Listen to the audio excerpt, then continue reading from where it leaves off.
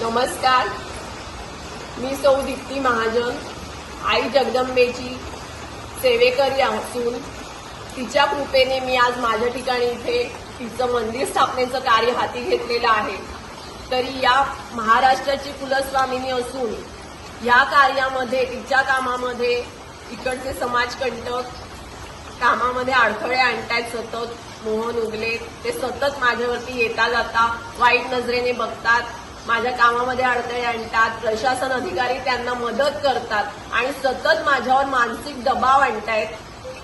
तरी मला उद्या माझ्या जीवाचं काही बरं वाईट झालं ते मला आत्महत्येसाठी अक्षरशः इतकी वेळ आणली की ते मला आत्महत्येसाठी प्रवृत्त करतायत. तर उद्या माझ्या जीवाचं काही बरं वाईट झालं तर सर्वस्वी मोहन उगले यांना जबाबदार धरण्यात यावं प्रशासनाने. आणि प्रशासन यामध्ये स्वतः सुद्धा अधिकारी त्यांना मदत करतायत याची मला खूप खंत आहे.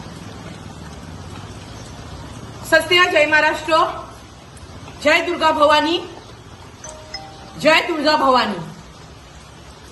आज कल्याणमध्ये ही वेळ आलेली आहे की देवाचं कार्य कोणाच्या हातून घडतंय तर त्या देवाच्या कार्यामध्ये, देवीच्या कार्यामध्ये, हिंदुत्वाच्या कार्यामध्ये अडथळा निर्माण करणारे समाजकंटक निर्माण झालेले आहेत.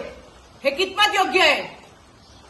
आज आपण हिंदुत्ववादी सरकार म्हणतोय, खरंच लायकीचे आहेत का इकडचे काही लोक जे समाजकंटक अडथळा मंदिर बांधण्यासाठी, तुळजा भवानी मंदिर बांधण्यासाठी अडथळे निर्माण करतायत, सातत्याने महिलेचा एका छळ करतायत? हे कितपत योग्य आहे?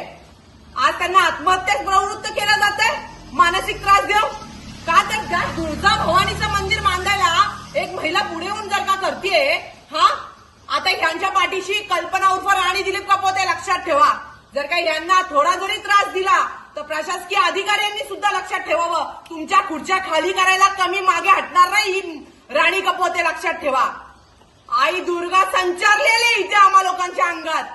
कोणता माईचा लाल येतो इथे बघणारे आता आम्ही. देवीचं कार्य हे होऊन जाणार, मंदिर तो यही बनाएंगे. कल्याणातल्या सगळ्या महिलांना मी आवाहन करतेय, नम्र विनंती करतेय, आपल्या या महाराष्ट्राच्या कुलस्वामिनीचं मंदिर बांधण्यासाठी हा कुठचा लफडेबाज मनुष्य नाही बोलता येणार, विकृत प्राणी सुद्धा बोलायला लाज वाटतेय. असे विकृत धंदे रस्ते करणारे आणि हे भ्रष्टाचारी, हे सगळे यांचा भ्रष्टाचाराच्या फावट्यात आहेत माझ्याकडे.